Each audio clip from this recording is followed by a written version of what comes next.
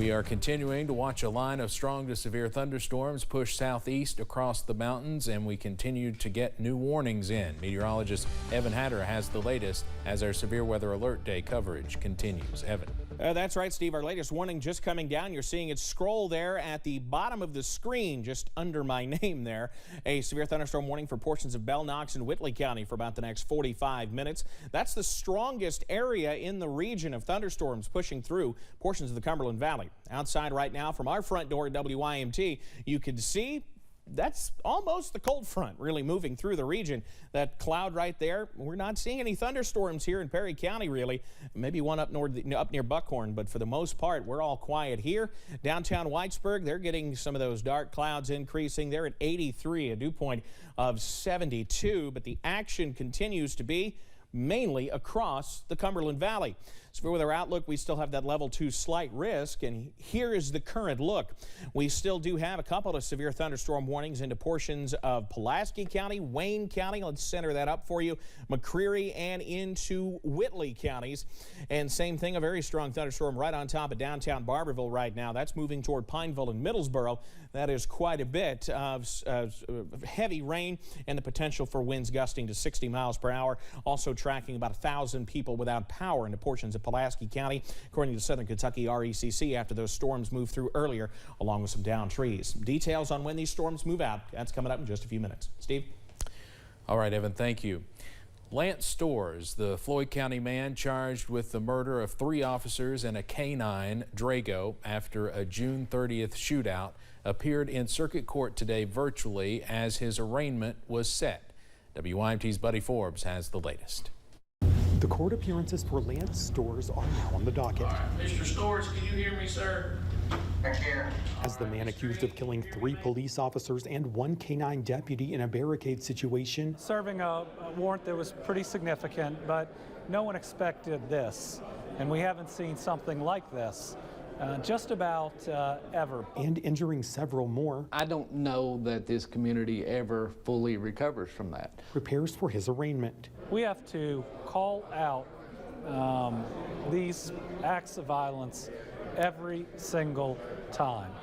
Anti-government groups, domestic terrorists, there can be no room for them to operate in our communities or in our state. Storrs appeared before the court Tuesday following Monday's indictment. Sir, it appears the Floyd County Grand Jury has issued several charges. Seeing 3 charges for murder, 2 first-degree assault charges, and 6 attempted murder charges, all of which he is expected to face in the months to come. But you can't separate your emotions when you've got people that you've worked with, people that have been your friends, people that treated you like family your whole life, some of which are now no longer with us, some of which are severely injured, all of which will have ongoing effects from this that will last probably the rest of their lives. Leaving many officers and area officials to discuss what they hope to see come from the tragedy. That's an impact that this county doesn't even know yet that it's going to feel, but it's going to feel it. Saying the community is seeking some sort of comfort after all of the chaos. In Floyd County, Buddy Forbes, WYMT Mountain News.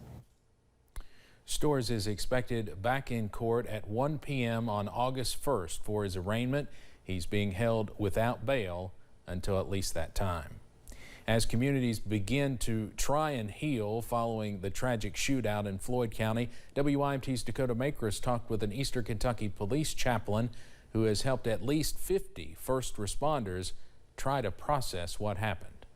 Gary Sloan is a former police officer and volunteer firefighter. I have that insight to these people and what they go through on a daily basis. And now he is a police chaplain with multiple emergency agencies in the Big Sandy, saying on the night of the Allen shooting, he received several text messages and phone calls. Suddenly I got the call that there was an officer down.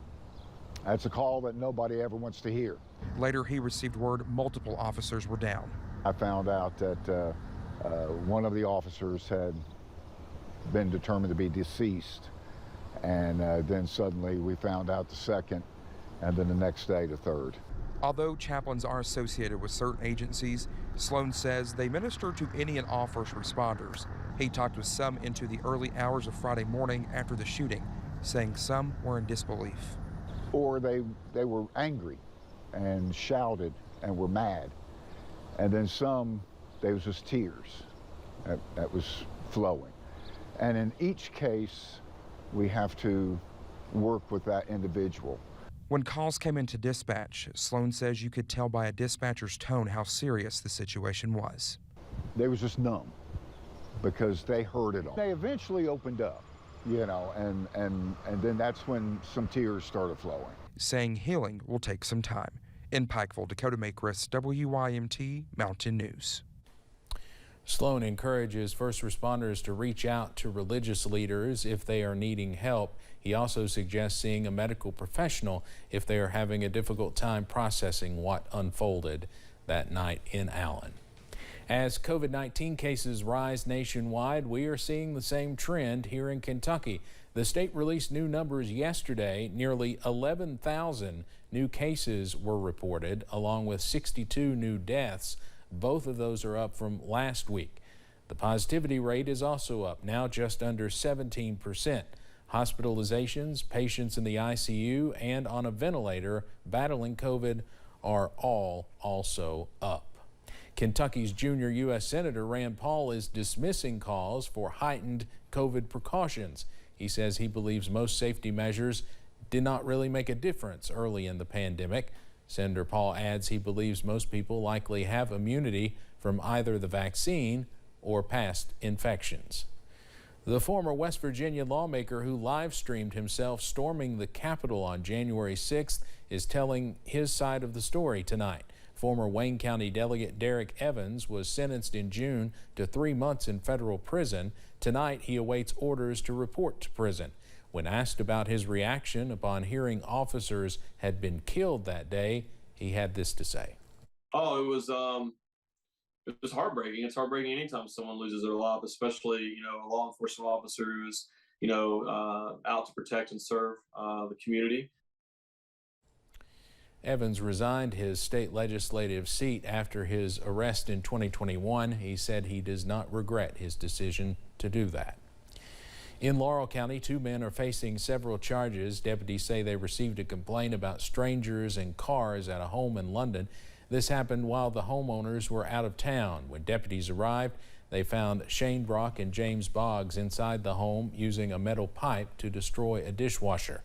Deputies say they were trying to remove it along with other items. Brock and Boggs are charged with criminal mischief and criminal trespassing. In the last year, we've seen many projects take place in downtown Hazard as part of a revitalization plan, and now another empty building will get new life. The Mountain Association has recently purchased the old First Federal Savings and Loan building at the corner of Laverne and Main Street, aiming to strengthen their presence and continue promoting their mission of economic development in downtown Hazard. This project is an opportunity to try something new. We're excited to see what does it look like to use our resources to secure a building, a vacant anchor in our downtown, and bring it back into community use. Roll also says the building will be occupied by new businesses and current businesses, and they hope to put living spaces in the building as well. He adds, with this being such a big project, they do not have an estimated completion date yet. The Bluegrass Army Depot is under new leadership. The depot held a changing of command ceremony, officially announcing Colonel Brett Ayazian, as the new commanding officer. The depot is currently home to the Bluegrass Chemical Agent Destruction Pilot Plant. Well, tonight, local officials and members of the U.S. Army Corps of Engineers are meeting with people in Paintsville to hear concerns surrounding a new flood wall project. WYMT's Keaton Hall joins us now with more on that. Steve, I'm here on Walnut Street in Paintsville, where a proposed flood wall could change the landscape of this road dramatically. But homeowners here say they do not believe a wall is necessary. Nick McKenzie says he's not seen flooding on his street in the 15 years he's been here. He says he expects the wall to be 2 to 6 feet tall, depending on the land, and thinks this could affect his property value. We've already, me and my wife, discussed it, and if the wall's going to go up out there, we'll probably put our house up for sale, and don't know, you know, like what the market value will be. But it's pretty disgusting because, you know, it's took us this long to get here. The meeting is tonight at 6:30 at the Country Music Highway Museum. In Paintsville, I'm Keaton Hall, WIMT Mountain News. And Keaton will have more from that meeting and community reaction to the project tonight at 11. Supply chain businesses in Kentucky can now qualify for up to $40,000 in incentives. The money is for launching or maintaining a registered apprentice program in hopes of helping meet the need for skilled workers in supply chain automation. For more information, you can attend the free webinar being held by OEAS on July 19th and 27th. Well, after tonight, another dry stretch of weather is heading our way. The latest, though, on if those storms look to calm down at all, that's coming up. Plus, from the Florida coast to the Big Sandy, a new coffee shop is opening in Pikeville.